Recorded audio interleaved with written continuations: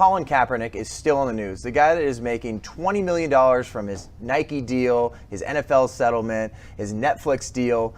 In his new Netflix series titled Colin in Black and White, he compares the NFL Combine to the atrocities of the slave trade. Yes, you heard that right. Check out the video. Before they put you on the field, teams poke, prod, and examine you, searching for any defect that might affect your performance. No boundary respected. No dignity left intact.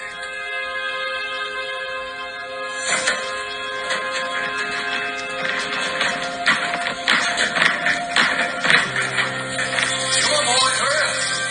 Look at that shake there. Look at this. Mr. Farmer, I got your bid. 30, James, 30 to you. He's literally saying, so the NFL Combine, it's like laughable. It also should anger some people. But you see something like this, the NFL Combine, if you get invited to that, that is an unbelievable honor. You are the best of the best when it comes to football. And you have the ability to showcase your skills. They're going to measure your wingspan. They're going to see how fast you can run, how far you can jump, how high you can jump, everything for a chance to become a millionaire. And to compare that to the atrocities of the slave trade, I would be so upset if I was the black community or anybody that knows anything about the slave trade and the disgusting part of that history.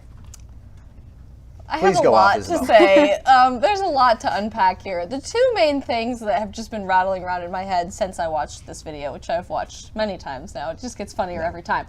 Number one, you make tens of millions of dollars for literally doing nothing. You do nothing. You don't play a sport anymore. You're a talking head, basically. So congratulations. To equate that to slavery, which is doing all of the things for $0, doesn't add up in my mind. Maybe it's because math is racist now. Everything's racist, so we shouldn't be adding numbers up. I don't know. Second point here, if you're so concerned that the NFL, Colin Kaepernick, is slavery, and that these teams want to own black people as their slave masters, why is it so hard for you to get back into the NFL as a black man? Also, too, if they're so bad, why do you want to become a slave again yourself? Like, what are we saying here, Colin Kaepernick? But that's the thing, too. So, like I brought up earlier that he's making tens of millions of dollars. You brought that up, too. For doing nothing. For doing absolutely nothing. Being an activist. And a guy that said, hey, I'm taking a knee for police brutality, and then I'm going to go out to practice next, and I'm going to wear socks with police officers as pigs? Like, what are we doing here? And then wearing a Fidel Castro T-shirt in your press conferences. You shouldn't have taken this guy seriously years ago. And also, if he's so upset and feels like he's been blackballed from the NFL, he hasn't been blackballed from the NFL. No. He had multiple chances and multiple invitations to try out for teams. Recently, in 2019, for the Atlanta Falcons, I didn't want him on my squad, but hey. If you can play, you can play. Like the NFL is a meritocracy. If you can play and make a team money, but he was a backup quarterback to Blaine Gabbert. You have no idea who Blaine Gabbert is, and you shouldn't, because the guy was garbage, and he was a backup quarterback to him.